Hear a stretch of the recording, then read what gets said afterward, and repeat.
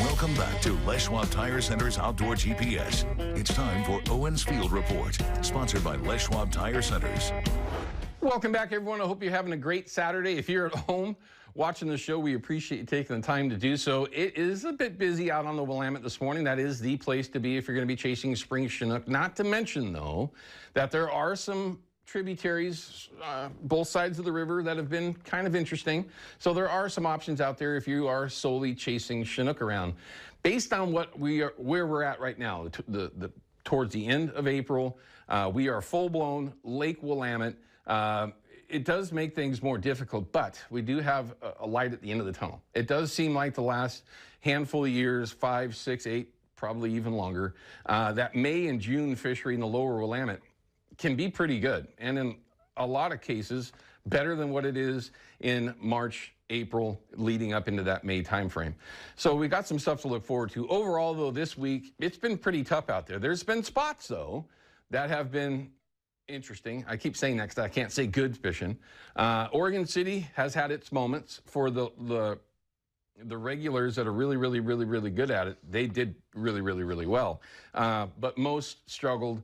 Going downriver, it is Lake Willamette. That's where I was yesterday. I really kind of wanted to do that just to kind of test out the bow mount on the new Willie sled, just to see where I was at with that. Had some issues with the battery, got that worked out this week. New boats, there's always bugs. But got that handled, and in one day mastered my bow mount. So I was kind of happy with that. No bites for me, never saw a fish get caught. Did hear of one get caught in the spaghetti factory earlier before I got out. Overall, what I saw yesterday was just a lot of long faces. And there wasn't a shortage of people trying. It's just an interesting time. And a lot of times this happens in this time of April where it gets really sporadic. Hopefully that'll change. We'll see if those flows start to pick back up, because that always helps. Doesn't matter what section of the river that you're in. But fish counts, let's take a look at those. If you're watching Bonneville in particular because you want to decide if you're going to head up above it, things are interesting there, although the Willamette, not great at 26.12, okay. It is right there at that 10-year average, maybe slightly above, and that's all been this week where we finally got into the 3 digits a day going over. They have been consistently counting it, but moving over to the dam itself at Bonneville, 21.06 went over. That's the biggest number yet this year. It's behind the 10-year average. Okay. In the end, though, if you are paying attention to these numbers because you want to get up above Bonneville in the 2 likely areas that you have, the reports are decent for that if you're willing to deal with that particular those particular fisheries. And I say deal with because they are very interesting to say the least. Let's take a look at the turbidity on the Willamette. Nothing to be concerned with here. It doesn't look like anything is going to change. We do have a warm-up coming towards the end of the week. None of the rivers are really forecasting any big bounces, but this can also be that time of year where you do start to see a bounce in the rivers based on snowmelt. It just depends on how the weather actually goes going forward. But let's take a look at those river levels just to give you that idea. You can see there's a slight rise forecasted on the Willamette coming from this is the falls at Oregon City. And you'll see the same thing over on the Columbia. Tides have been getting a lot larger right now. You can see this past week where it was just very minimal, 1 or 2 foot exchanges now up to a 3 foot exchange, which can be interesting in the Willamette, especially if you're going to be down in that lower section. Playing the tides is a thing. Now, taking a look at Bonneville, this is where it gets interesting. Are we going to see it drop off? If that were to happen, you're going to see more flow kind of pick up in the Willamette, because we really need that for 2 reasons. 1, it's better for fishing, but 2, it helps the salmon and steelhead smolts get out, right? With no current. Yesterday, I've got I'm just going to tell you right now, the Ray Marine electronics are especially in a couple of different settings, are amazing. I saw some groups, some schools of smolt yesterday, because that's all they can be, that were from roughly 30 feet down to the surface. That's a lot of smolt. They've got to get out, let alone the 200 or 300 cormorants and mergansers that I saw yesterday. I'll get sidetracked with that in a hurry. But that's a good thing. We'll see how it all kind of goes forward if they do start to chop that off and slow that flow down.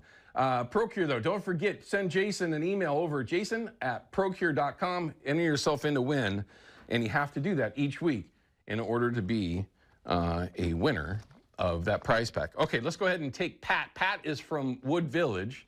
He's got a question about trolling plates versus trolling motors. This will be interesting. Pat, what's up? I got a 20-foot bayliner with a 150 horse motor on it, and I'm trying to figure out the best way to troll it. Okay, so you're debating on whether to put a trolling plate on your lower unit or just to put on a trolling motor. Is that right?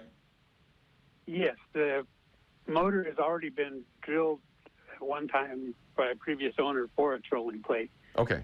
But I don't know the differences, pros and cons, motor versus plate. So there are plenty of cons to a trolling plate. The biggest pro to putting a trolling plate on, and one of the nice parts about what he's saying there, everyone, is he doesn't have to drill holes in his cavitation plate on his motor because somebody's already done that, but yet they removed that trolling plate. So the pro is that it's very inexpensive, right? If you're looking at a kicker motor, you know, a new Yamaha, whatever kicker motor, you know, you're looking at $3,000 solid, right? In order to get a kicker motor mounted and all that stuff, might even be a little bit more than that. A trolling plate, very, very inexpensive. Is it usable? The trolling plate is usable. It's just going to be, you're going to have to weigh the pros and cons. If you're going to be trolling a lot, you're much better off just spending the money and getting yourself a kicker motor, doing what it takes to get it mounted and plumbed correctly, because it's much more usable. You're going to have a real reverse. You're going to have much more control. You're not going to be in a situation where you forget and throttle it up and blow the thing off anyway. Don't ask me how I know about that one. It's been a long time, but I did have one boat years ago that had a trolling plate on the back, and that's what I ended up doing, was bending the thing out because I forgot all about it. But in the end, it is usable. If you don't troll much, if it's once or twice a year kind of thing, not too dedicated to trolling, you know, trolling plate's probably going to work for you. It will help slow you down. You can even put out a drag bag that might help also slow you down if you're unable to get slow enough to troll salmon in certain situations.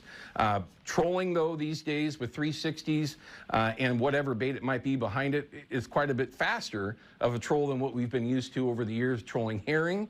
So you might not even have to worry too much about it, where you can just put your motor into forward and still end up in that 2 mile an hour, roughly 2 mile an hour range where you're trolling a 360 at an appropriate speed. But if it were me, as much as I troll, you know, you're going to have a trolling motor. If it's not something that you do all the time, you can probably get away with that trolling plate. Remember that it's back there, of course. But again, biggest con is that it's just not as user-friendly, but it is very, very, very inexpensive as opposed to a kicker. I don't know if that necessarily answers your question, Pat, but in the end... Now, don't some of those plates automatically spring up if you... Yeah. Good luck with it. You know what? They may have modernized some of them. Literally folded mine up, you know, and lots of folks have done that over the years. But as long as you remember it, you know, it is usable. There's a reason why they're sold as many as that they are sold. You know, but in the end, if it was something you were going to take really serious, I would definitely go with a kicker motor. If it's not something that's going to be, you know, a daily use or, you know, use a lot, you'd probably be able to get away with that trolling plate on there. But when you do so, good luck to you. I hope that you're able to catch some fish with or without the trolling plate. Let's go ahead and talk to Bob. Bob is from Portland. He's also got a trolling question. Bob, I'll try my best, sir. What's going on?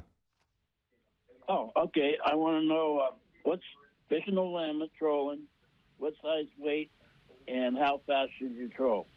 What are you going to be trolling? 360. 360. So I like 14 ounces. You can use 12 ounces, and I'll go all the way up to 16 ounces, depending on, you know, how many rods are in the boat and how I'm trying to spread it all out. Yesterday, I was just trolling by myself. I had 2 rods going. Both of them had 14 ounces on them. With those 360 Pro rods from Edge, you don't even know that they're on there. They just have a perfect bend. It might sound like a lot to some, but when you're trolling those 360s, you got to have enough weight in front of it to really get a good thump going. Not that you can't get away with a lot less weight, depending on the situation that you're in, but 90% of the time, you're going to be fishing relatively deeper water. You know, so 12, 14, 16 ounces is pretty much the range that you're going to want to have. I do know guys that will go all the way up into the 20-ounce range, and sometimes even more, depending on where they are and how many rods they've got going. But typically, 12 to 16 ounces, plenty of lead to have down there and keep those 360s where they're supposed to be and working correctly. Now, that being said, speed's the key. A lot of us focus on a number, right? And a number is important. You can kind of target a specific number on your fish finder to get that right speed. Way more important, though, is what your rod is actually doing, because there'll be situations where if you're going downriver, you're going to be going pretty darn quick. Now, on the Willamette currently, there's not a lot of current, so you're not really going to see that 3.5 mile an hour speed over ground when you're going downriver. You're just not going to see that because the current's not there. So more importantly, though, other than that number of 1.9 or 2.4 or whatever for your speed, you got to watch your rods and you want to watch your line angle. As long as your line angle is appropriate, that 40 to 45 degree, depending on where you're at, you might even get a little bit more than that, undercurrent, tide, this and that. But it's the speed and the thump in the rod. And the 1/1000, 2/1000, 3/1000, 4/1000 rhythm in that roll, that's the key. And you might get that roll at 1.5 miles an hour, depending on the current that you're in. If you're going upriver, whatever it might be. If you're going downriver, you could see up to 3 or more. It's more important that that rod is just giving you that 1/1000, 2/1000, 3/1000 rhythm, and then you know that your 360 is working the right way. And it really doesn't matter which manufacturer of it is. The brads in particular, sometimes I've noticed it going faster, but you can play with that with the adjustments that are on that particular flasher. But overall, it's more important just to make sure that that rod is doing the thump, the 1/1000, 2/1000 thump. That's all that matters. Don't pay so much attention to the number itself. Anyway, I hope that helps out. We're going to cut to a break. When we come back, we're going to have Dave Ing. He's fishing with clients, chasing spring Chinook as we speak, in one of the most frustrating spots on the Willamette River and one of the most frustrating bites that you can ever get into. We'll have that in just a minute. Outdoor GPS is brought to you by P-Line, because we fish, by Hawken Fishing, perfection in fishing gear, and by Haxton's Canvas and Upholstery, the trusted name of the Pacific Northwest.